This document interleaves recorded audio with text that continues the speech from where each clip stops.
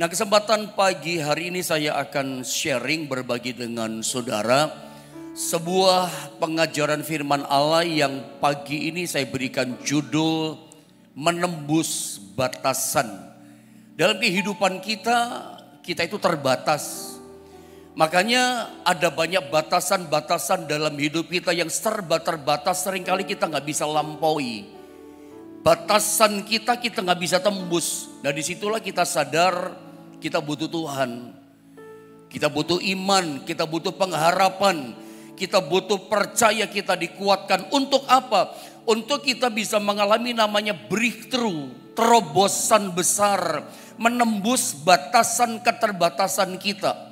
Saya ingin mencoba sharing berbagi dengan saudara bagaimana kita bisa menembus batasan kita dengan keterbatasan yang ada. Mari kita baca saja langsung ayatnya. Maleakhi pasal 1 ayat yang kelima. Mari sama-sama kita akan baca ayat ini. Maleakhi 1 ayat yang kelima. Saudara ya, 1, 2, dan 3. Matamu akan melihat dan kamu sendiri akan berkata, Tuhan Maha Besar sampai di luar daerah Israel. Yang saya mau coba sampaikan sama saudara, fokusnya, berkatnya ada pada kalimat yang berkata begini, Tuhan Maha Besar sampai di luar daerah Israel. Nanti coba kita bandingkan dalam terjemahan New King James Version, versi bahasa Inggris berkata, The Lord is magnified beyond the border of Israel. Terjemahan Inggris berkata bahwa Tuhan itu maha besar sampai keluar dari batasan Israel. Nanti saya coba tunjukkan backgroundnya, latar belakang kenapa sampai Tuhan berkata nanti matamu melihat. Nanti mulutmu sendiri yang berkata bahwa ternyata Tuhan itu maha besar sampai keluar dari batasan wilayah Israel. Nah, sebelum saya coba menjelaskan background, menjelaskan ayat firman Allah yang barusan kita baca, mungkin saya ingin terangkan dulu tentang yang namanya menembus batasan. Bagaimana sih seseorang manusia atau orang itu menembus batasan tuh seperti apa gitu ceritanya. Misalnya contoh ya, saya tidak sempat bikin gambarnya tapi saya ceritakan saja ya. Orang menembus batasan misalnya seperti Neil Armstrong. Neil Armstrong adalah seorang yang saya boleh katakan menembus batasan sebab dialah manusia pertama yang bisa terbang bahkan menjejakkan kakinya di bulan. Kalau misalnya dibuat satu pertanyaan kepada kita, diajukan gitu sebuah pertanyaan kepada Anda, mungkinkah manusia itu terbang ke bulan?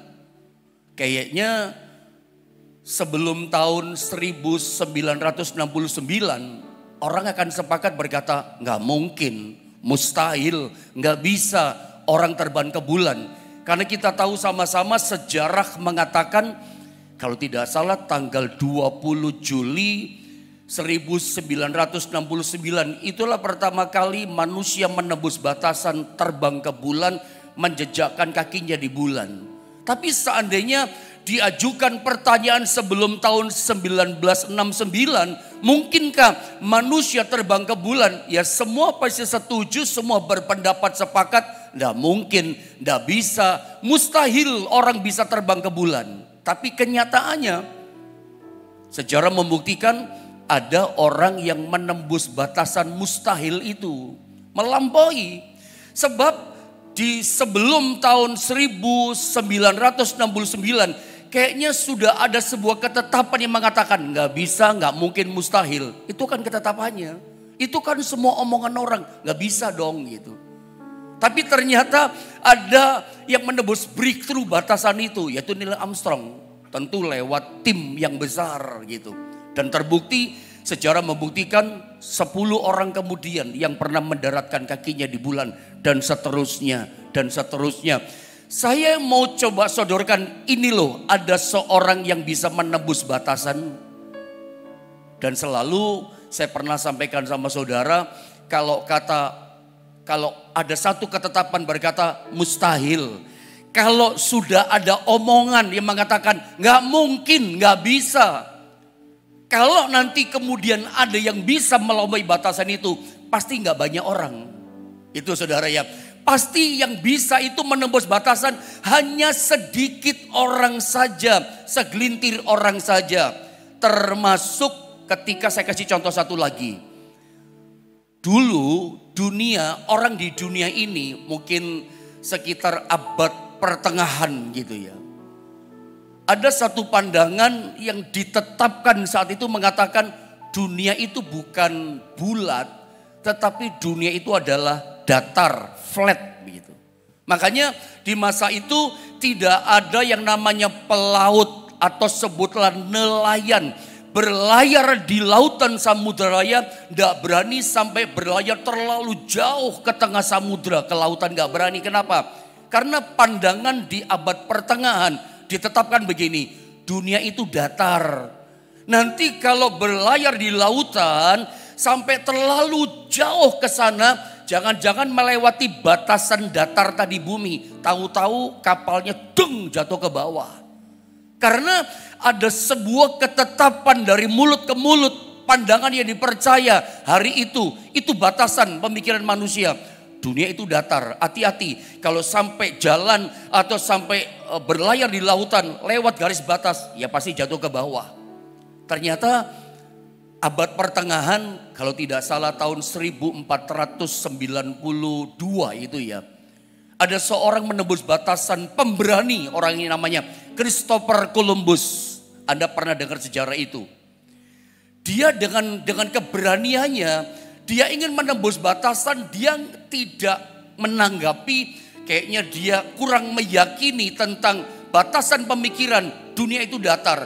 Dia coba gitu ya, dengan keberanian dengan beberapa orang di tahun sekian itu, 1942, dia mulai berlayar, 1492 itu dia berlayar menembus batasan itu saudara ya. Terus sampai jauh, berminggu-minggu, sampai berbulan-bulan, sampai di tengah lautan samudera raya. Dari kejauhan Christopher Columbus menemukan, ternyata saudara, menemukan apa? Ada satu dataran yang besar dari jauh. Singkat kata, dia mendarat di situ. Ternyata dataran itu sangat luas, dataran itu sangat besar saudara. Dan dia beri nama dataran itu adalah benua Amerika. Tadinya orang berpikir bahwa dunia bumi ya cuma di sekitar lautan Mediterania saja. Gak ada dunia yang lain. Ternyata masih ada daratan lain ditemukan. Itu contoh bahwa ada seorang di abad pertengahan namanya Christopher Columbus. Itu menembus batasan. Sehingga mungkin kemudian pandangan yang mengatakan dunia datar itu mulai dipatahkan.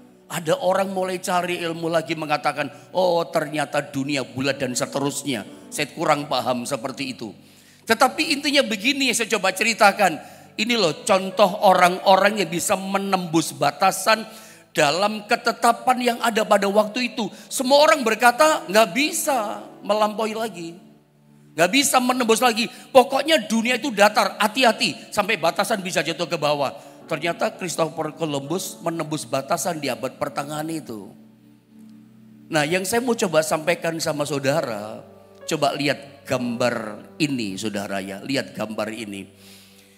Disadari atau tidak bahwa banyak ternyata orang Kristen itu tanpa disadari di dalam pikirannya, di alam bawah sadarnya seringkali sudah menaruh batasan-batasan. Oh saya nggak bisa ini, saya nggak bisa sembuh, saya nggak bisa mungkin sukses kalau lihat background saya, lihat latar belakang papa mama saya, aduh kayaknya saya nggak bisa jadi orang berhasil. Tanpa sadar, sejujurnya banyak di antara kita itu udah menaruh batasan-batasan di pemikirannya kita. Iya kan saudara? Satu contoh yang paling real, paling mudah untuk kita cerna. Misalnya ya, saya kasih contoh.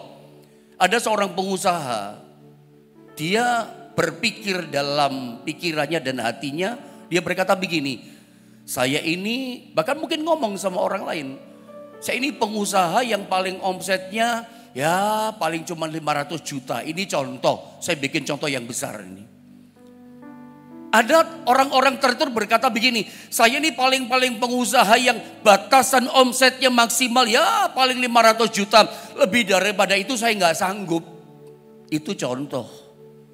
Di tempat yang lain, ada pengusaha lain, dia berkata dalam hati pikirannya, berkata pada orang, kalau saya sih pengusaha ya paling-paling kerja keras setiap hari, banting tulang. Paling-paling omsetnya yang saya dapat maksimal paling cuma 1 miliar, nggak mungkin melebihi itu.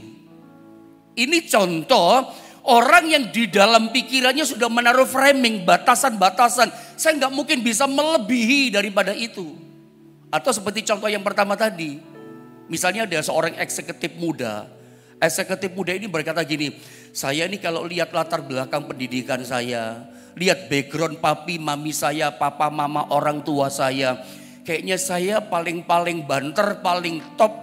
Ya pekerjaan saya nggak mungkin lah saya jadi direktur, nggak mungkin lah saya bisa punya perusahaan sendiri yang besar gitu. Paling-paling saya cuma jadi manajer saja udah mentok gitu.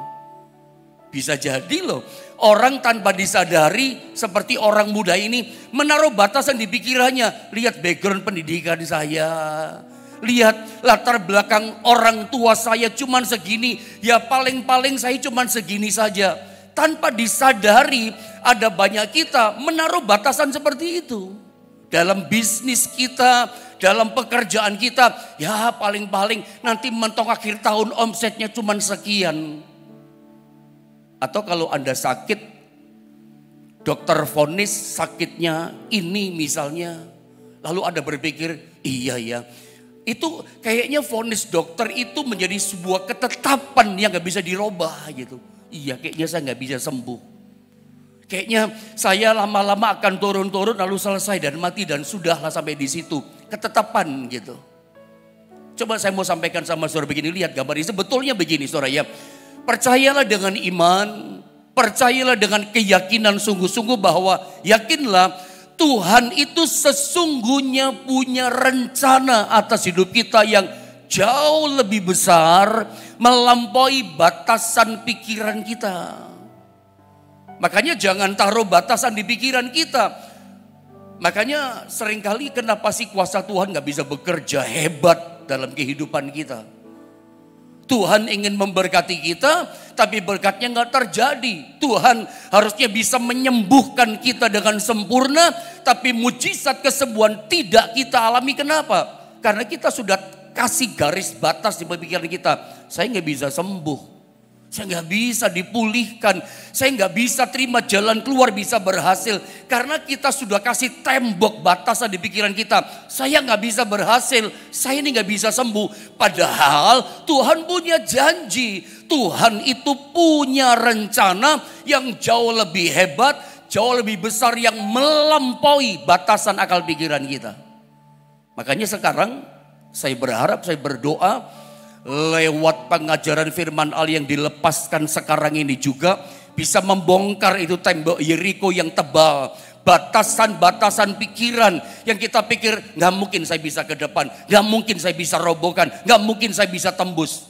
Ini mesti dihancurkan nih tembok ini. Saudara ya, yang menaruh batasan-batasan ini. Coba kita lihat ayat tadi saudara yang kita baca. Saya baca ulang sekali lagi ya. Dikatakan seperti ini dalam ayat kita. Next coba lihat. Gambar berikutnya, perhatikan di gambar berikutnya Maliaki pasal 1 ayat yang ke-5 dikatakan begini saudara ya. Matamu akan melihat dan kamu sendiri akan berkata Tuhan maha besar sampai di luar daerah Israel. Di dalam terjemahan New King James Version dikatakan the Lord is magnified beyond the border of Israel. Bahwa Tuhan itu maha besar sampai keluar dari batasan wilayah Israel. Nah ini saudara ya. Tuhan tuh maha besar sampai keluar dari batasan-batasan wilayah Israel. Saudara, kenapa sampai Tuhan muncul perkataan kepada umatnya. Dia menyatakan, nanti kamu lihat kalimat pertama, matamu akan melihat sendiri. Bahkan kamu sendiri akan berkata, mulutmu yang ngomong. Oh, ternyata Tuhan tuh maha besar kuasanya. Sampai keluar di daerah batasan Israel. Kenapa sih Tuhan sampai berkata seperti ini dalam Maleakhi 1 ayat yang kelima? Karena pada masa itu, di masa ayat ini ditulis pada zaman Nabi Maleakhi. Bahkan kalau kita baca Alkitab, di masa-masa sebelumnya sejak zaman Nabi Musa pun sama. Di mana orang-orang dunia, sebutlah begitu, bangsa-bangsa yang hidup, yang tinggal di sekitar bangsa Israel. Israel ini kan dikelilingi oleh bangsa-bangsa yang lain. Nah, bangsa-bangsa yang lain, orang-orang dunia yang hidup di sekitar umat pilihan Allah, umat kesayangan Allah ini, mereka itu punya keyakinan. Bangsa-bangsa di dunia mereka itu punya kepercayaan bahwa satu tempat itu penguasanya dewa ini. Gunung yang di sana itu penguasanya dewa A. Gunung yang jauh di sana penguasanya itu dewa B. Mereka punya keyakinan begitu. Tempat yang satu ini penguasanya dewa yang ini. Jadi orang-orang dunia, bangsa-bangsa yang ada di sekitar bangsa Israel saat itu, mereka punya keyakinan yang berkuasa dewa A di gunung ini tidak berkuasa di gunung B. Yang berkuasa di wilayah daerah ini, dewa ini, dia nggak punya kekuatan kuasa di wilayah yang sebelahnya lagi.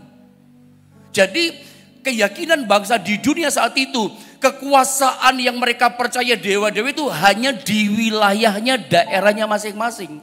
Dan ternyata lewat ayat ini kita ketemukan umat Israel, umat kesayangan Allah, umat pilihan Allah, ternyata pikiran mereka, keyakinan iman mereka terkontaminasi oleh keyakinan kepercayaan bangsa-bangsa di sekitarnya. Mereka percaya Israel bahwa mereka punya Allah Yahweh, Elohim, Tuhan yang perkasa, pencipta langit bumi yang hidup, yang berkuasa. Mereka percaya. Tapi sayangnya mereka juga percaya gini, Allah itu yang hidup, yang mereka percaya hanya berkuasa di wilayah Israel saja. Dan mereka mulai mempercayai begini, kayaknya Tuhan di luar wilayah batasan Israel, di gunung sana, di tempat sana, Tuhan gak bisa tolong kita. Di luar sana Tuhan gak bisa sembuhkan kita, Tuhan gak bisa berkati kita.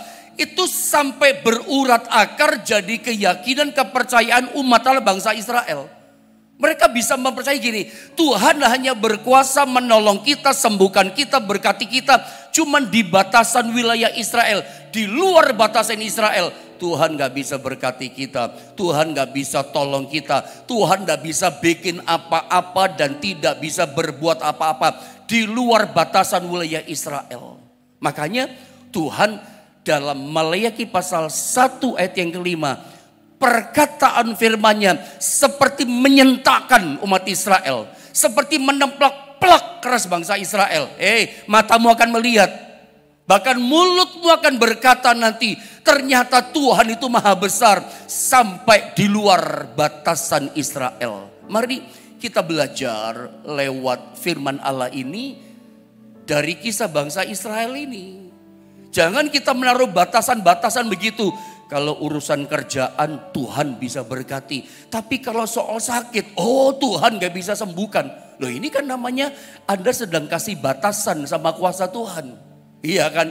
Masalahku yang kemarin Tuhan bisa tolong. Tapi kayaknya masalah yang lebih besar ini 2024. Kayaknya Tuhan gak bisa tolong. Tanpa sadar pola pikir kita sudah kasih tembok Yeriko batasan sama kuasa Tuhan. Seolah-olah Tuhan gak bisa menembus masalah kita. Hari ini lewat firman Allah yang sedang saya sampaikan, saya ajarkan sama saudara. Mari bongkar batasan pikiran itu. Anda yang sedang berpikir berkata hari ini, saya gak bisa sembuh, saya gak mungkin bisa tertolong, saya gak mungkin bisa ngalami namanya mujizat, berkat Tuhan gak akan sampai datang dalam hidup saya. Bongkar itu batasan. Semua batasan-batasan yang dalam pikiran kita kayaknya udah jadi ketetapan gitu, tembok yang tebal. Kita gak bisa melampaui, kita gak bisa menembus. Saya berdoa pagi hari ini, setiap Anda boleh mengalami namanya breakthrough, menerobos dalam kuasa Tuhan. Bukan dengan kuat gagah kita, tapi bersama dengan kekuatan kuasa Tuhan yang tak terbatas. menembus batasan-batasan yang ada. Nah pertanyaannya adalah, apa yang harus kita miliki? Atau apa yang harus kita kerjakan? Pendeta, apa yang saya harus lakukan dan miliki untuk saya bisa menembus batasan keterbatasan saya? Saya tahu kita terbatas dengan background pendidikan kita mungkin. Kita terbatas dengan keadaan kita yang dalam masalah. Mungkin rasanya gak bisa bergerak. Tapi saya mau kasih tahu, kalau Anda pagi ini sudah menaruh batasan, saya nggak bisa gini, saya nggak mungkin bisa ditolong, kayaknya saya nggak mungkin ada jalan keluar jadi berhasil. Saya yakin kalau Anda sudah kasih batasan nggak bisa ini, nggak mungkin ini, mustahil ini, ya Anda nggak akan pernah bisa melangkah maju. Anda tidak akan bergerak kemana-mana. Hidup kekristenan kita, iman kita cuma di sini-sini aja. Bermainnya kita cuma di area sini saja. Kita nggak akan bisa melampaui batasan maju ke depan. Kita nggak bisa ngalami, bagi orang tidak ada yang bagi orang percaya tidak ada yang mustahil, karena kita sendiri yang sudah menetapkan batasan itu. Apa sih yang harus kita kerjakan? Apa yang harus kita lakukan dan kita miliki pagi ini untuk kita bisa menembus batasan keterbatasan kita? Apa yang harus kita punya? Tentu saja nomor satu, iman percaya harus kita punya. Apakah cukup iman? 1 Korintus 13 ada yang namanya iman, ada yang namanya pengharapan, ada yang namanya kasih. Kita mesti punya tiga-tiganya ini dalam hidup kita. Punya iman itu harus. Apakah cukup iman? Masih ada namanya pengharapan. Pengharapan ini dasarnya adalah iman. Pengharapan itu apa sih pengharapan? Anda mesti punya pengharapan loh saudara. Kalau orang sakit sudah payah, udah parah, divonis dokter, tidak punya pengharapan. Sorry, dia tinggal tunggu selesai semuanya. Kalau orang sekarang ekonominya terpuruk dalam bisnisnya, dia gak punya pengharapan untuk bangkit, artinya dia menyerah. Ya dia pasti akan bangkrut terus dan gak bisa bangkit. Nah punya pengharapan kok. Atau istilahnya orang yang sering kita dengar, punya mimpi gitu kali ya. Pengharapan. Pengharapan atau mimpi itu, walaupun saya tahu itu berbeda sih pengharapan sama mimpi. Mimpi itu kan sesuatu yang sangat kita rindu-rindukan. Sampai kebayang-bayang waktu tidur. Makan kebayang-bayang, duduk pun kebayang-bayang sama kerinduan mimpi kita. Lagi jalan, lagi pergi, lagi kerja, terbayang kerinduan kita. Itu mimpi. Tapi kalau bahasanya Alkitab, itu merupakan harapan kita. Yang kita inginkan, yang kita rindukan, itu harapan. Kalau kita orang Kristen gak punya namanya pengharapan, ya sudah selesai. Kita gak kemana-mana, ya kita tetap dalam keadaan kita yang seperti ini. Gak pernah kita next level, gak pernah kita menembus batasan kita. Christopher Columbus itu orang menembus batasan di masa itu. Saya berdoa loh pagi ini setiap kita bisa keluar dari batasan kita. Makanya sekarang framing semua membatasi kuasa Tuhan, kita mesti bongkar dengan kuasa firman. Saya berdoa kuasa firman ini diurapi oleh Roh Kudus. Membongkar setiap tembok, batasan-batasan membatasi. Tak terbatasnya itu kuasa Tuhan. Harus punya iman, harus punya pengharapan. Saya ini pernah bertemu dengan seorang tante itu, seorang AI ketika saya menjadi pengerja. Pelayanan jadi pengerja. Sebelum saya jadi pendeta Gebal, saya jadi pengerja. Saya lihat di gereja tempat saya praktek itu ada seorang AI mungkin umurnya 74 tahun. Sudah cukup tua, sudah putih semua perak rambutnya. Tapi saya lihat yang tante yang satu ini beda sama yang lain. Semangatnya, muji Tuhan, antusias banget. Orang lain gak semangat, dia semangat banget. Ibadahnya semangat, cara dia berdoa luar biasa. Satu kali saya pernah berkomunikasi, berdialog, saya tanya, ini energi banget beda sama yang lain ya. Dia mulai cerita ternyata. Kenapa dia berbeda sama yang lain, kenapa dia begitu semangat. Meskipun 74 tahun, sudah gak bekerja, sudah di rumah. Tapi dia katakan apa? Saya tiap hari doa pagi, saya berdoa kepada Tuhan. Saya doakan anak-anak saya supaya bisnisnya berhasil. Saya doakan cucu-cucu saya yang lagi kuliah supaya mereka jadi sukses. Sudah lihat ya, jangan dipikir kita sudah tua, maaf ya kata-kata saya yang muda, udah gak bisa bikin apa-apa. Meskipun kita sudah usia yang 70 sekian, harus punya harapan. Kalau gak punya harapan, ya gak ada semangat. Ya kita cuma diam saja mau bikin apa. Padahal masih ada banyak hal ada bisa buat dalam pekerjaan kah. Masih ada mimpi, masih ada harapan, belum selesai kok. Kaleb umur 80 tahun masih bisa rebut Hebron, coba. Hebron itu dihuni para raksasa. Kenapa? Dia punya harapan. Dia ngomong sama Yosua, Yosua, berikan janji Allah yang diberikan lewat Musa, Hebron Kiryat Arba kepadaku. Mungkin Yosua kaget ya, orangmu sudah tua 80 tahun. Tapi dikatakan aku masih kuat. Lihat, visi Tuhan, rencana Allah buat Kaleb belum selesai. Saya berharap sih setiap kita mau muda, mau tua, kita di dalam Tuhan, di dalam iman gak lihat usia. Yang Tuhan lihat hati kita gitu loh. Meskipun kita udah usia 70 tahun, bahkan mungkin di sini ada yang 80 tahun, belum selesai. Doamu berkuasa loh, yang 80 tahun, 70 tahun, doamu luar biasa loh. Jangan-jangan engkau ini penopang anak cucumu, keluargamu, doamu. Belum selesai, tetap semangat seperti saya katakan tadi, AI tadi loh, 74 tahun. Semangat beda, ibadahnya semangat. Bahkan menurut saya saat itu yang muda kalah ini setianya. Mana yang muda gitu, justru yang tua yang cari Tuhan. Makanya saudara yang punya iman harus, ya, tapi pengharapan itu penting. Karena pengharapan itu kekuatan yang mendorong kita. Dan saya berharap lewat iman pengharapan kasih kita bisa menembus batasan. Di Alkitab, dengan waktu terbatas ya. Di Alkitab itu ada contoh Kejadian pasal 30 ayat 37 sampai 39. Mungkin saya baca dulu ayatnya, lalu saya coba terangkan sama saudara.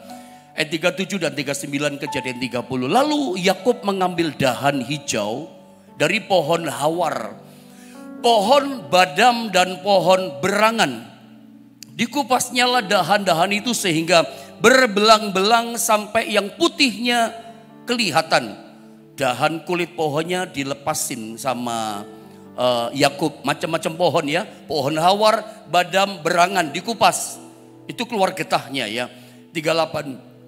Ia meletakkan dahan-dahan yang dikupasnya itu dalam palungan tempat minum ya. Dalam tempat minum kemana kambing domba itu datang minum. Sehingga, ini agak gak masuk akal ya. Sehingga tepat di depan kambing domba itu, adapun kambing domba itu suka berkelamin, ya kawin pada waktu datang minum. Lihat 39. Ini penting ini ayat. Walaupun mustahil gak masuk akal.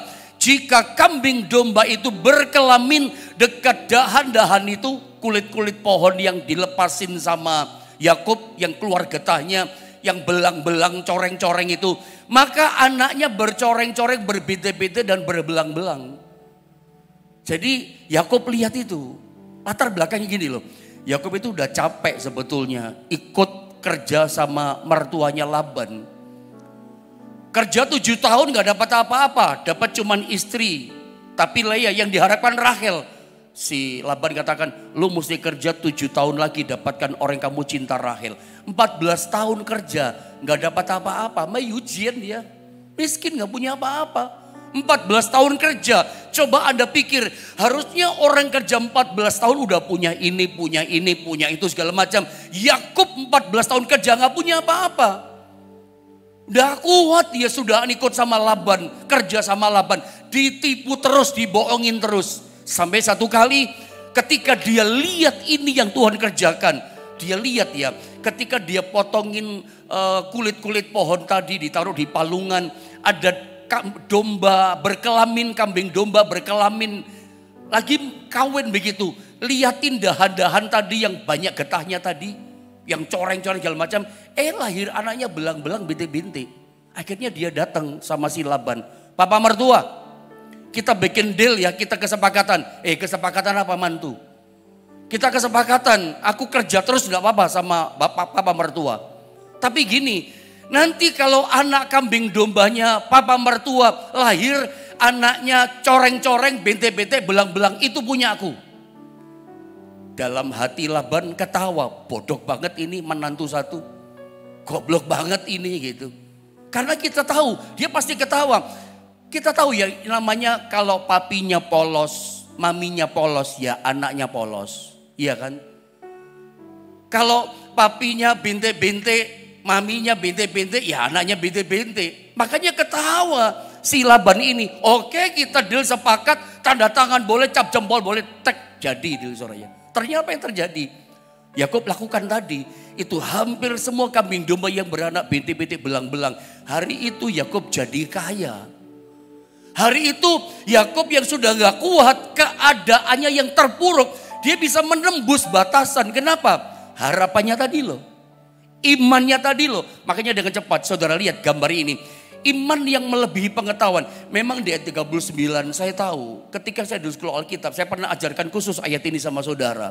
Dulu saya berpikir kayaknya ayat 39 ini berbau mistik ya. Masa sih kambing domba lagi berkelamin kawin, liatin dahan kulit pohon yang belang-belang bintik-bintik, lahir anaknya begitu. Tapi itu saya pikir memang melampaui batasan. Itu Tuhan yang buat. Sudahlah begini, tidak usah terjadi perdebatan. Kalau Tuhan mau buat apapun semua akan terjadi. Orang kasih batasan ini, Tuhan bisa bikin melampaui batasan. Kenapa tidak? Dia maha kuasa. Dia bisa lakukan segala hal, semua batasan di dunia ini yang sudah diatur batasannya begini. Tuhan bisa bikin melebihi itu. Sebab Lukas 1:37 katakan bagi Allah tidak ada yang mustahil. Tuhan bisa buat apa saja. Yang orang katakan gak bisa, dokter katakan gak mungkin, orang pinter cendekiawan katakan gak bisa, mustahil. Tuhan kalau bikin buat gak ada yang mustahil.